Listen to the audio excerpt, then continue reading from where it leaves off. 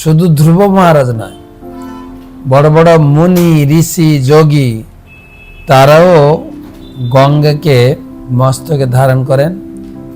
তারা স্থির করেছেন যে এই গঙ্গার জলই হচ্ছে পরম সম্পদ, সমস্ত তপস্যার সিদ্ধি এবং চিন্ময় জীবনের সর্বশ্রেষ্ঠ সাধন।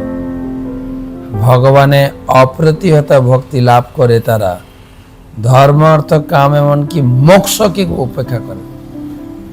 গঙ্গা জলের এত মহিমা, তারা মোক্ষকেও প্রত্যাখ্যান করেছে। জ্ঞানীরা যেমন ব্রহ্মজ্যোতিতে লীন হয়ে যাওয়াকে পরম প্রাপ্তি বলেন, আর এই সপ্তর্ষি ঋষিরা তেমন ভগবত ভক্তিকেই জীবনের পরম সিদ্ধি বলে মনে করে। তো গঙ্গা জলের কত মাহাত্ম্য, কমপক্ষে যারা, আর আমরা তো আরো মহিমাপূর্ণ এই কারণে, এই গঙ্গার তীরে প্রতিদিন গৌর আরতি হয়।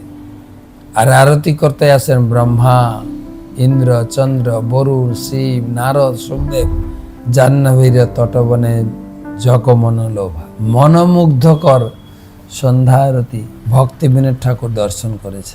বড় বড় ঋষি মুনি যোগী তারা